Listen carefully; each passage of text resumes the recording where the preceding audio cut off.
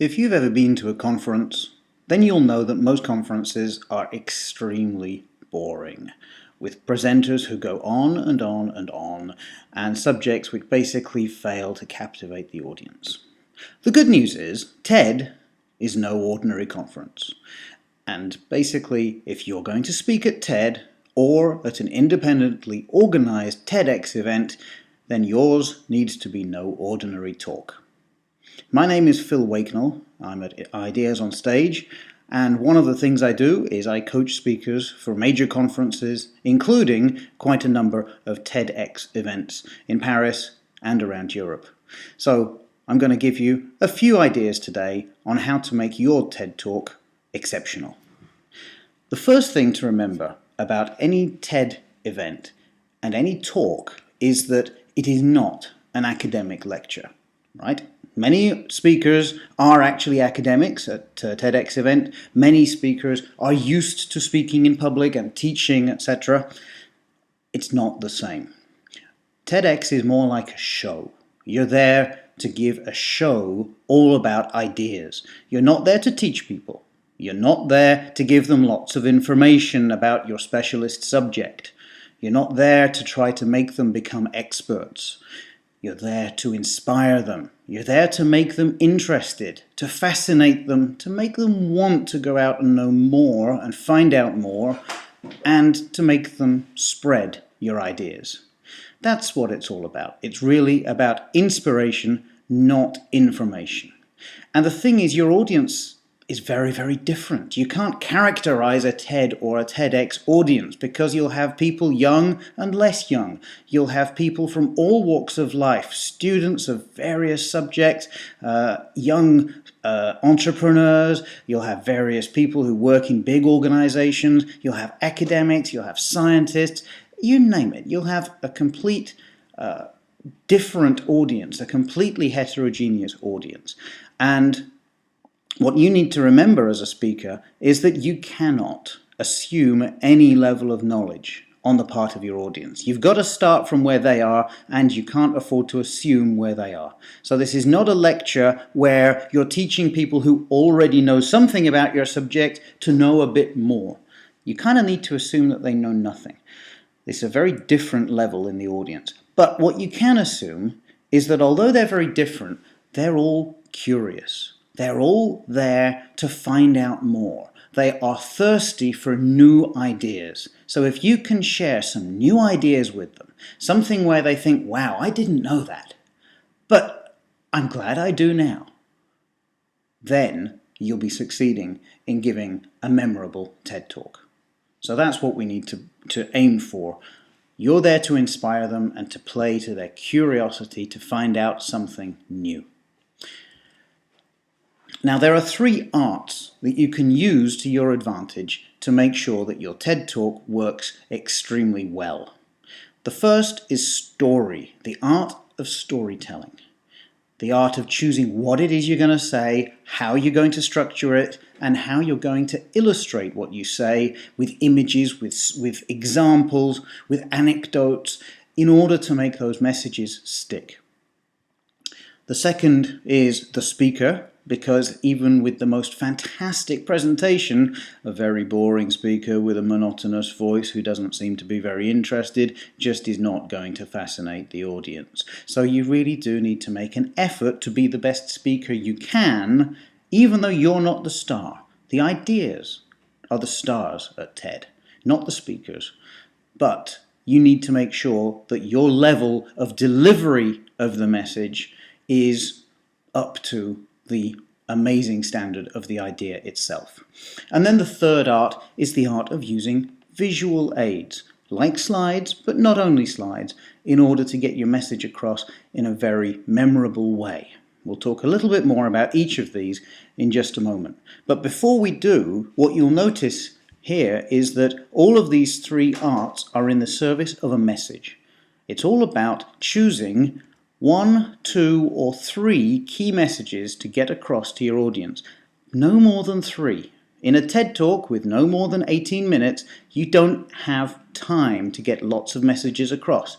So don't choose 10 key messages or even 5, because quite simply, too much information kills the information. If everything is a priority, then nothing is a priority.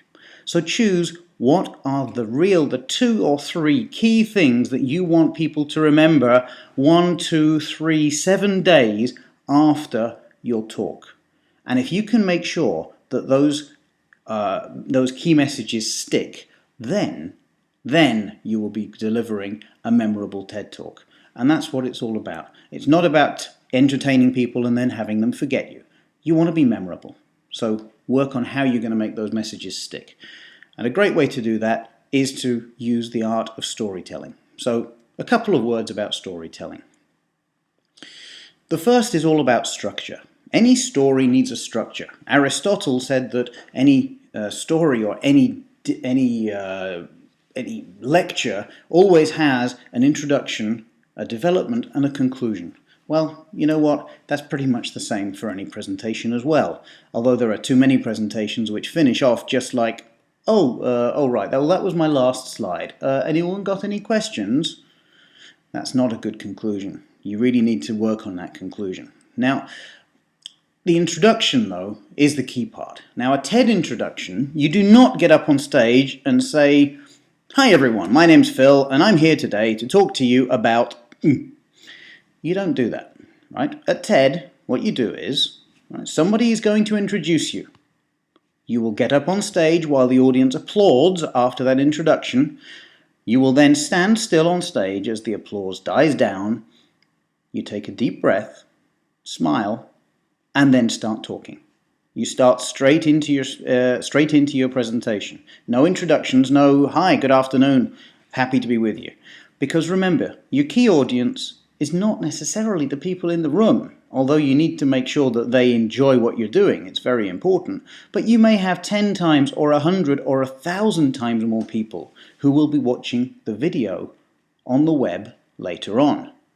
So you need to make sure that the video is going to look fine. So make sure that you give the people cutting the video just a little chance at the start for you to be still on stage, smiling at the audience, and then starting to speak so that they can begin the video with that as the TED jingle finishes.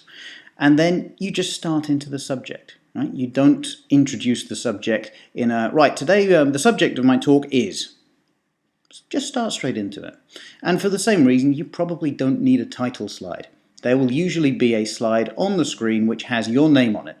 That's all that should be necessary right at the start. Then you can move straight into your content.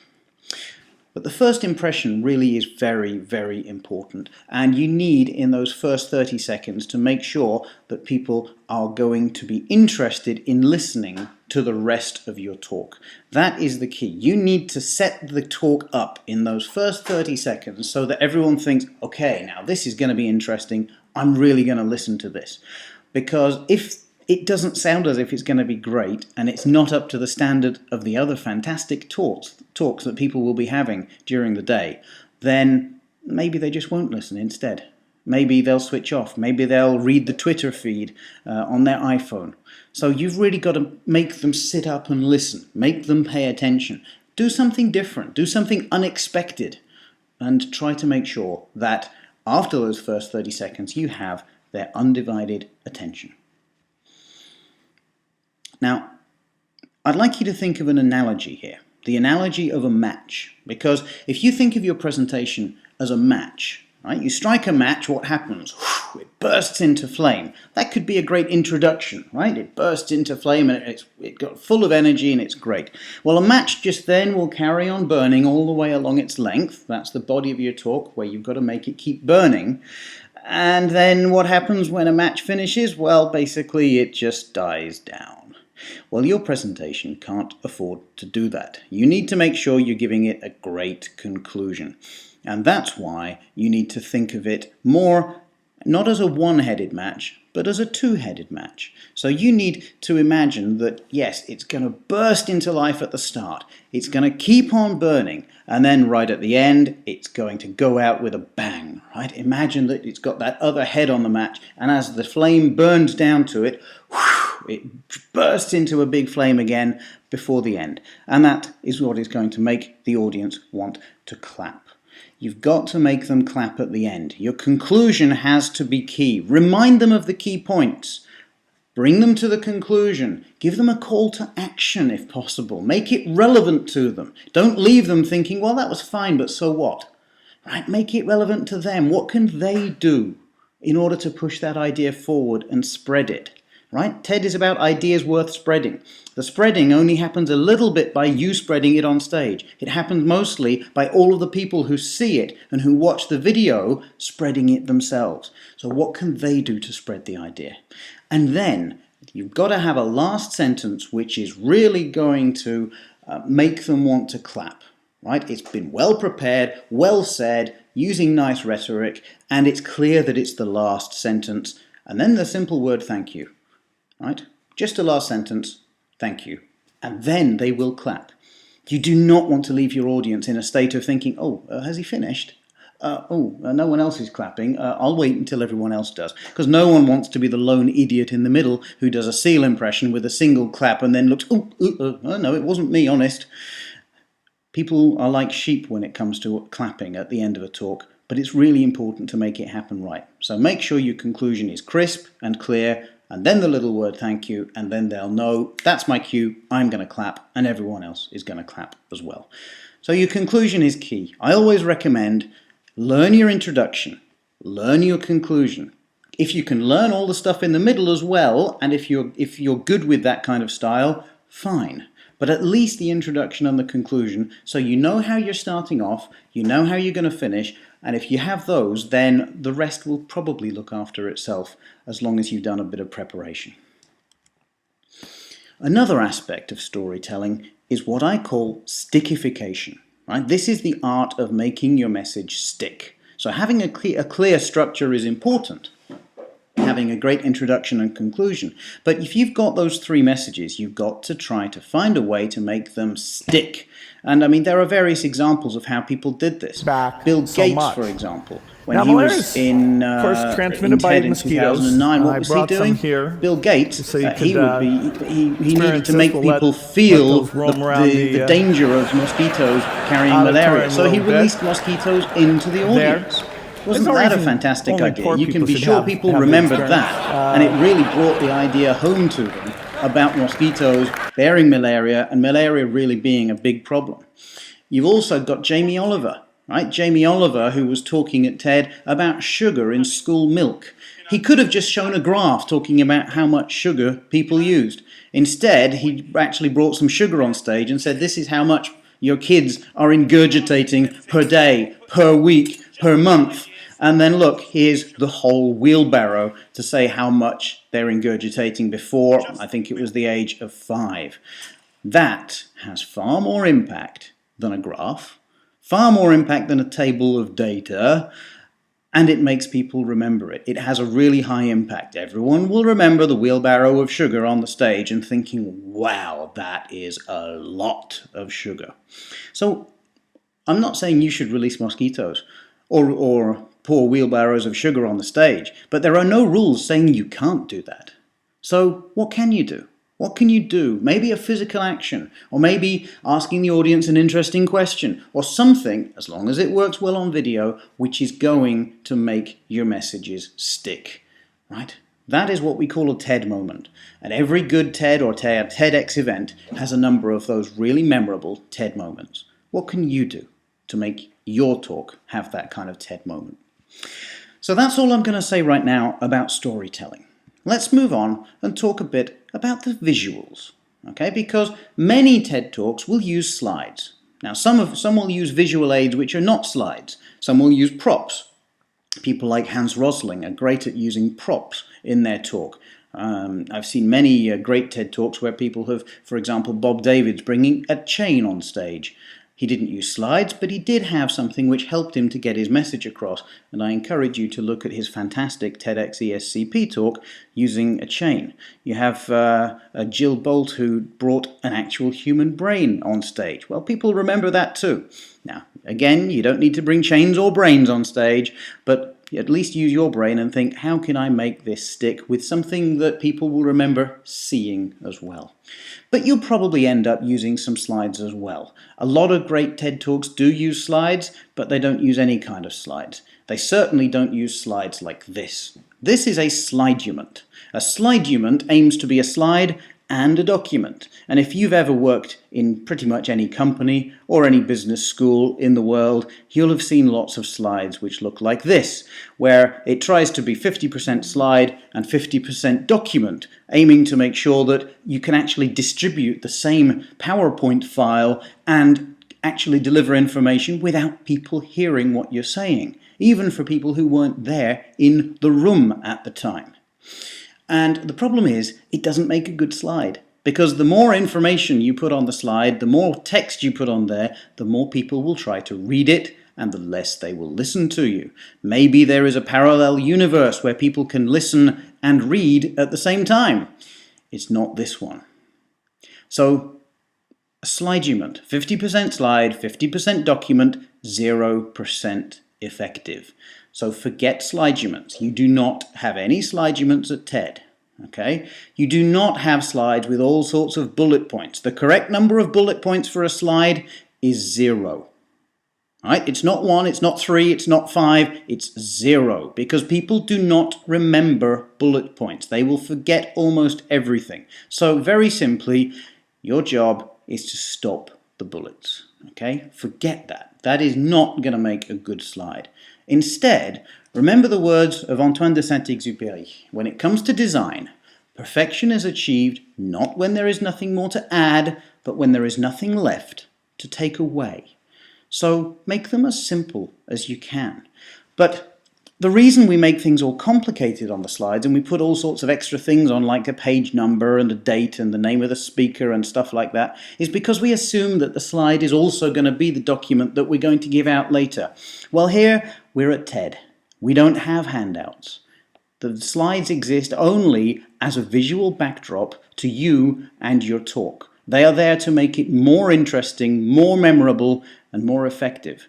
So you've got to remember that the slides are not handouts. So you don't need to put all that information on them. You just need to make them simple and clear. Okay? In fact, I'll give you a bit more than simple and clear. I'll give you SCORE. SCORE, 5 characteristics of great TED slides. The S stands for simplicity, which according to Leonardo da Vinci is the ultimate sophistication. Seth Godin, the great American marketing genius, says you should have no more than 6 words per slide. If it needs more than 6 words, then it's just too complicated. Simplify it or split it into multiple slides. And that's not a problem, because a slide does not have a duration. It doesn't make your talk longer. It can, just if it's complicated, it can make it less interesting. But if you have a slide and you decide, well, I'm going to say the same thing, but I'm going to split it into 2 or 3 slides, it doesn't make the words that you speak take any longer to say. It's what you say that has a duration. All you need to remember about the slide really is to make one point at a time. And that way, it will be simple, people will understand it in only a few seconds, and then they can really concentrate on listening to you and what you have to say about it. So a horribly complex slide like this, with stuff people can't read and frankly don't even want to, forget it. This is TED. You are there to change the world. This is your chance to change something about the audience and the internet audience and make things change. And this kind of slide is exactly the kind of slide which you can use. And people will see this and understand it instinctively, and then they'll think, whoa, all right, he's talking about changing the world. What is he going to say about that? And then they will listen attentively. A slide should be making people listen more instead of taking their attention away. One of the examples that I can give here is our friend Yann Arthus-Bertrand. When we produced the slides for his TED Talk in 2009, Yann Arthus-Bertrand, of course, is a photographer famous for photographing the world from above. And we simply use the photographs because they speak well enough for themselves. We don't need to plaster them with information. But you will see at 1 or 2 points, there we are, 3 times. And in another one, 100%. Just a little figure which comes up and makes you think, what does that mean? And you listen to him to find out. Here he's going to talk about the disappearance of coral reefs. 100% you see on the slide of coral reef, it disappears, but you remember it and you're listening. You're listening to find out what it is he's saying about that. That works very, very well. So simplicity, keeping it really simple on the slide, that's the ultimate sophistication. The second thing is clarity. You've got to make sure that it's clear what you mean with the slide, and it's got to be clear for people to read and understand. You can put a snail, there we are, as an example of something which is simple. Can't get much simpler than that. But is it clear what we actually mean with this? Well, no. Maybe a few words would help to put that in context and make it clear. But clarity is more than just the meaning of it. It's also making sure people can read it. Because size really does matter when you're in a big auditorium, and size also matters when you're assuming that your slide is going to be inserted in the video in a very small window on YouTube. So in a low resolution YouTube window, which is quite small, you've got to make sure people can still read what's on your slide. Remember what Seth Godin said, 6 words per slide. Now, here's an example, right? It's got to be clear in a place like this. This was a major amphitheater, a government amphitheater in Paris. And I was halfway back when I took this photograph. There were half of the rows were still behind me. But the people in the front row there, when they were looking at the slide which was projected, they could read the 2 word business model at the top of the screen. They couldn't read anything else. They were in the front row. Business model was 64-point text. So this is why people like Seth Godin say you can't use sliduments. You can only use about 6 words per slide. Make them big, because that way people can still read them in their YouTube window and in the back row of your auditorium. It's also about using appropriate fonts. Here are a number of fonts which you could choose to use. I don't recommend all of them. I usually don't recommend Courier very much. You'll notice that in this deck I've used American Typewriter for a quote there from Saint-Exupéry because, well, it gives a kind of an older feel to it, and he was writing these things in like the 1920s. You'll see on the right-hand side the sans serif fonts. These are the ones which generally work best on a slide presentation, whereas serif fonts on the left, they will tend to work better on printed documents. So try to use sans serif if you can. Make sure the words are big, and try not to use very boring, tired fonts such as Calibri, which I particularly dislike. I think it's not very visually attractive, and because it's the standard PowerPoint font, everyone uses it all the time. It's become overused and very tired, and it says to your audience, I haven't spent much time making my slides look good, I've just used the standard font. So use something a bit different. You'll see Myriad Pro down there, which is one which is used by Apple. The one that is at the bottom of the screen saying sans serif, well, that is Stone Sans, which is a font which, as our company, we like to use because it's clear, it's simple, and it's a little bit different. So try to be a little bit different. So that's clarity. And in fact, the difference comes into the third one. We've seen simple, we've seen clear. Your slides should also be original, right? You want to be showing people something different, something they haven't seen before, something which is new to them, because it's when we discover something new that we enjoy it the most. I chose to illustrate this point with a picture of a newsstand in Paris following the terrible earthquake which hit Japan in early 2011, where the major French magazines, coincidentally but unhappily, all chose the same picture for the front cover out of the thousands that were available. That must have been a real shock to them when they realized, all of our competitors are using the same thing, when in fact they're trying to be different, they're trying to differentiate themselves. Well, you've got to differentiate yourself as well, so don't show them the same boring stick man clip art which everyone has seen 1,000 times and does not want to see 1,001 times. Right? Stickman clip art and animated GIFs, they were cool in 1995. They're not cool anymore.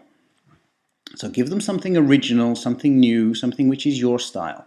And also give them something which is relevant. Very important for your slides to be relevant to the message that you're saying. You mustn't use pretty pictures just because they're pretty pictures. You can use something which really is relevant. You can't just use a snail to say growth is accelerating. That's a silly counterexample, but it could be something which is completely irrelevant to the message which you're trying to say. So no, make sure that your slide is like a piece in a jigsaw puzzle. Make sure that it is linked with what came before, what's coming afterwards, what you're saying at the time, the style, the visual style of your presentation, and the feel of the message and your idea which you're trying to get across. Make it all relevant, make it fit, and it will be part of a cohesive whole, and it won't look like it's out of place. And then the last thing is to make your slides enjoyable, to make them pleasant to look at, to make them look nice, to make people think, wow, this person really spent time on this talk, preparing it, making it look good. This reflects well on the person, it reflects well on their ideas, and it means that they're more likely to internalize your ideas and do something with it. You're not there to impress people, but it doesn't hurt if you do just a little bit. So don't ever show horrible, ugly slides like the one which we see here about the telecom equipment industry's driving forces. People just couldn't read it. It's ugly. It doesn't look good. Use something which looks nice, something which looks pleasant, which has been seriously, completely well designed. And if you need help with it, get help with it. This is a once-in-a-lifetime opportunity. Make sure you're giving the presentation of a lifetime. So those are the 5 elements of SCORE. Simple, clear, original, relevant, and enjoyable. If each of your slides can pass those tests, and it can help your message to be more interesting, more effective, and more memorable, then you're going to be making a good score with your presentation. You may be asking, where can I find photographs? Well, here are a few sites which I recommend. Places like iStock Photo, which I use a lot. There are also ones like Photolio or Shutterstock.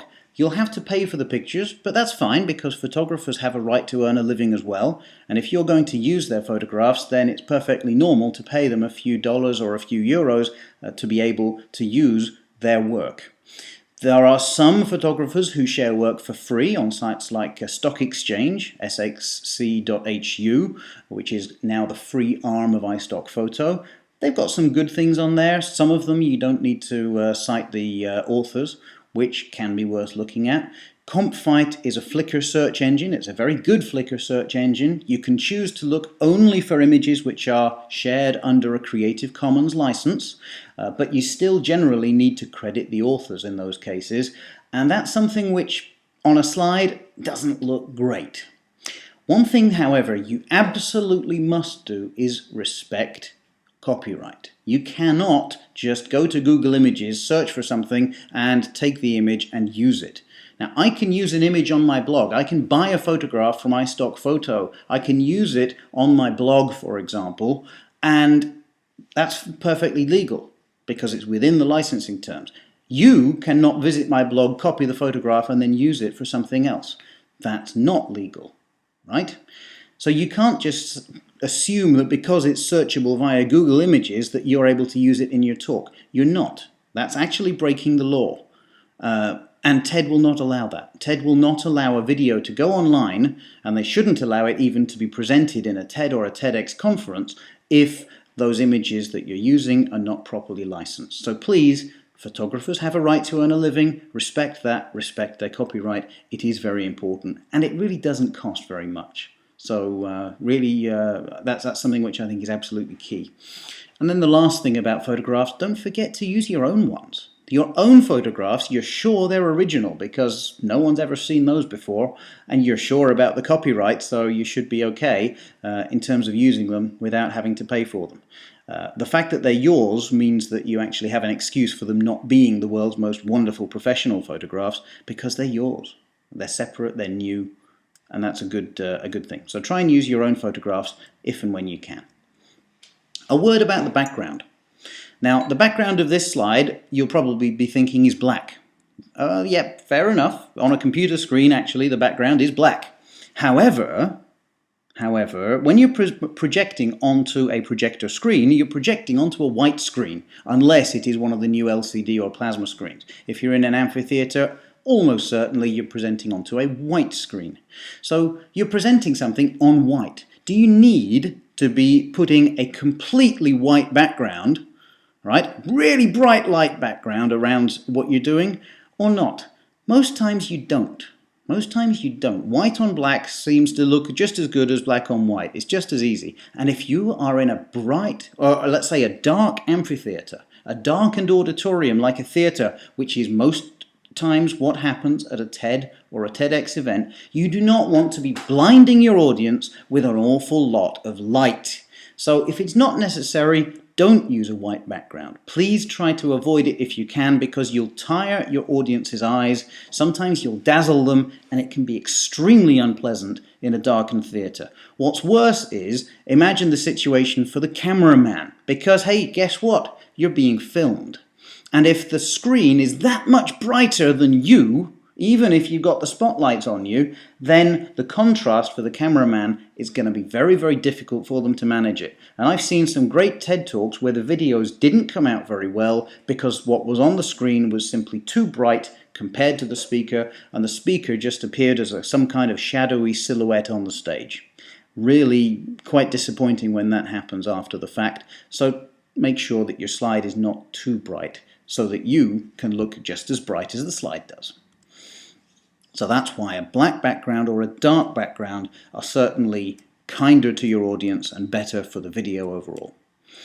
I'm going to finish on slides with the world's best slide. This is a slide which I encourage you to use, and although I just talked about copyright a few minutes ago, this one I'm going to give to you for free. Okay? No copyright. You can use this as many times as you want in any presentation you give. Are you ready? Here it is. Now, before you adjust your screen, it is indeed a completely black slide. And this is so powerful because what happens when there is nothing on the screen, and I don't mean a white slide, I mean just a black slide. It looks like someone switched off the projector. What that means is the audience has nothing else to look at except you. And they focus their attention completely back on you. There is no rule which says that because you need a graph after minute 2 of your presentation and an image at minute 6 and then another photograph at minute 10, that doesn't mean that you need to have something on the slide at all other times. If you don't need anything on the wall, don't put anything on the wall. And don't leave something on there which you were talking about 2 minutes previously. Okay, once you finish talking about a particular image on the slide, take it off. And if you're not ready to move to your next illustration yet, then put a black slide in between and have nothing on the screen between times when you need the illustrations. That is extremely powerful. I've seen many people use it many times, and it actually, firstly it surprises people, but then they realize, yeah, you know, that's pretty smart actually. And it's just one of those things many times in the PowerPoint generation we never even realized was possible. So there we are. That's all I'm going to say about visuals for now. Now, before we finish, I'd like to say a few words about how to be the best speaker you can on the day. Here are 3 rules which were established by Gar Reynolds, probably the world's leading presentation expert, certainly somebody that I look up to and admire and have learned a lot from. In his book, The Naked Presenter, he identified 3 P's, 3 ways of engaging with your audience. The first was passion. You need to be passionate on stage. You are not going to make an impact if you just stand there and look bored and not interested or whatever. You need to be enthusiastic, interested, happy, and passionate about your message, and that will be contagious. I'll come back to that in a moment and show you why. The second is proximity. At TED, most times you're not standing behind a lectern. You're not hiding behind any artificial barriers. You're on an open stage, walking around so that you can see all of your audience. Go and use that stage to make sure you're making a connection with all of your audience. Don't just stand still if you can help it. It doesn't look particularly good. Okay, so really try to get up close and make contact with your audience, just making sure that you're within the zones which have been identified so that the cameras can pick you up properly. The third is play. The third is it's a way to make sure that you are engaging with your audience in a way which is fun for them. Because, hey, we may be grown-ups, But we're all kids inside. We still love play. We still love fun. We love interesting stuff. We love stuff we weren't expecting, be it surprise, be it something which plays to our emotions, be a physical action which we're asked to do, be it somebody just playing with our minds a little bit. Try to play with your audience, and they'll enjoy it, and they'll play along, and they'll be engaged in what you're doing. I'm going to give you a fourth P, right? A little bonus P, and that is pause. Pause can be extremely powerful because when you're speaking and you've got 12 minutes or 15 minutes, you can be really tempted to just speak extremely quickly and try to make sure that you're filling all of the time and getting all of your message across in the time, because otherwise you're going to run out and then, it's not going to be very good. Oh, no, I've got to speak extremely quickly to cram everything in. Well, the problem is you can cram it into the time, but you're not going to cram it into the audience's brains. It doesn't work that way. Our brains need to be drip fed. They need to take things in one message at a time, one thing at a time, and we need to have time to think about what we're hearing and what it means to us and what we can do with it. And what you'll notice, by the way, is some of the best speakers don't speak very fast. Steve Jobs would often average 90 words per minute. Martin Luther King would average 92 words per minute in some of his greatest speeches. And these are amazing speakers. Now, you don't necessarily need to be quite that slow, but you certainly don't want to be twice as fast. And if you record yourself speaking normally, you'll probably find you're nearer 150 words a minute for most people. Great leaders are generally between about 90 and 120, maybe 130 words a minute. So try to be a lot shorter. And if you're going to write out your speech, try to write it so that you've got 10 minutes, that's maybe 1,200 words, no more. Okay? But the pause can be so powerful. It gives the audience time to breathe, time to reflect. It gives you time to reflect as well. But the thing to avoid in your pauses is making cow noises. Right? You do not want to be going, etc. Because all of those all of those ums, they make you seem less confident. They disturb your audience because guess what? You've got a microphone. You're loud in the room. And every time you go, well, that actually sounds like thunder going through the amphitheater. So you really don't want to do that. And if you are you're comfortable with silence on stage, if you're comfortable with a pause, if you are yourself intentionally leaving pauses after key points to let them sink in, and then you become comfortable with silence, then you will no longer feel the need to fill in those blanks with the while you're thinking about what to say next. Try to get rid of those. That will be a small thing to do to make a big impact to the way you're perceived on stage and to the comfort of the audience. So remember the words of Mark Twain. Okay? The right word may be effective, but no word was ever as effective as a rightly timed pause. Pause for reflection, pause to let the audience breathe, to let them think, and it will make life that much more powerful and pleasant for them. A word about rehearsal. The best TED Talks are not given by the best speakers or the most famous personalities. The best TED Talks are given by those who have prepared properly. Those who have really rehearsed what they were going to say. Those who have taken the time to think, how am I going to introduce this? How am I going to conclude? What are the key steps between there? I need to make sure that if I'm using slides that I know them well, that I've rehearsed any jokes I'm going to do so that they come across properly. Generally, a talk is going to be great about the 10th time you give it. Make sure that that 10th time is the one when you're on stage at TED or at TEDx. You don't want it to be the first time or even the second. Rehearse is so powerful. Believe me, nobody is too important to rehearse their talk. I hear so many people say, oh, no, I don't have time. I'm not going to be able to.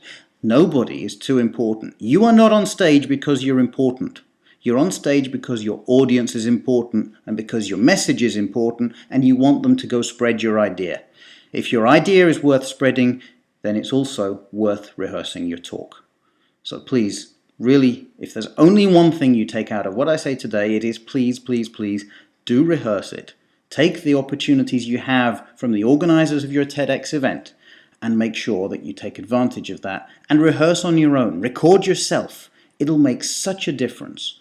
And when you deliver it the 10th time, then it will be the fantastic TED Talk that your idea deserves it to be. Now, I talked earlier on about why passion is so important. And it's so important because all of us have things called mirror neurons. What these do is they perceive the emotions of somebody that we're looking at. For example, a speaker on the stage. We perceive their emotions and subconsciously we imitate and reproduce their emotions, right? Effectively, the speaker on the stage is like a mirror. They're reflecting their emotions onto us without us even consciously knowing it. Now, passion is contagious. Enthusiasm is contagious. If they're enthusiastic and positive and passionate about the message on stage, then the audience, well, they pick up on that. And they're passionate and enthusiastic as well. But you know what? There's only one thing more contagious than passion, and that's boredom. So if the speaker is on the stage and really doesn't seem to be very interested at all in their subject, doesn't seem to want to be there, has no kind of passion at all, well, you know what? The audience isn't going to be passionate either. You've got to have passion for your idea. You've really got to believe it's important. And if you believe and you show that you care, then your audience will care as well. Their mirror neurons will take care of it. So that's all I'm going to say right now about the speaker. Okay, so we've seen the story, the visuals, and the speaker all in the service of your message. Now, before I conclude, I said earlier on that any talk needs to have no more than 3 key messages. So let me remind you what the 3 key messages from this talk are. Well, very clearly, it's just those 3 arts that you need to be mastering in order to make sure that your talk is as fantastic as it can be. The story, right? Make sure you've got a great structure with a brilliant introduction and a brilliant conclusion, like that 2-headed match, to make people want to clap at the end and at the beginning to make sure that they want to listen to the rest. Really important. And then use the power of stickification. Anything which can be a prop or some physical action or surprise or something which is completely unexpected, which is going to make them remember your key message. In terms of visuals, make them score, right? Make them simple, clear, original, relevant, and enjoyable. Remember what Saint-Exupéry said. Remember that it's all about taking stuff away. Perfection is achieved not when there's nothing more to add, but when there's nothing more to take away. So make your slides so simple that people can understand them and then come back and listen to you, because you're the one who's taking the message across. The slides are just the best supporting actor. They're not the lead. And use black slides whenever you need to, whenever you don't need anything on the screen. And then as a speaker, right, engage with passion, right, with proximity to your audience, and try to play with your audience. Use the power of pauses to make sure that your audience is not overwhelmed, to give you the time to breathe, and to make sure that your message is coming across powerfully. And if you can do all of those things, and if you rehearse and you prepare properly, then you'll find that your TED Talk is as amazing as it deserves to be. If you want to have more information about how to make a great TED Talk or any great presentation in general, then, well, this short presentation is not going to be the end in itself. It can be a beginning. I really encourage you to read these books. A couple here by Gar Reynolds. I personally recommend The Naked Presenter and Presentation Zen as excellent books. Presentation Zen Design is an amazing Bible for slide design, which I thoroughly recommend for those who really enjoy designing slides. Also on the subject of slides, Nancy Duarte has written a great book called Slideology, and she has an amazing book about storytelling called Resonate, which I thoroughly recommend. In terms of stickification, how to make messages stick, there's a great book called Made to Stick by Chip and Dan Heath, which is a great read. And if you're a fan of the Steve Jobs presentation style, Carmine Gallo has written a great book about the presentation secrets of Steve Jobs, which is a very, very good read as well. You can also get plenty of information on my blog at philpresents.com. I also thoroughly recommend presentationzen.com, which is Gar Reynolds' blog, On both of these, there are many years of archives of presentation articles, and there's plenty to keep you going so that you can learn a lot more about how to be a great presenter. So that's all for now. I hope you've enjoyed this talk. I hope you've got something out of it, and I hope that you will find that it helps you to deliver the best talk you can. Right? TED is the opportunity of a lifetime to give the presentation of a lifetime, and I hope that you're able to take it with both hands and give a great presentation, a great talk to your audience so that everybody enjoys it. If you can do that, believe me, they will thank you. Thanks for your attention. I'm hoping that if you need any more help, then my contact details are here. I'd love to hear from you. Thanks very much, and have a great TED.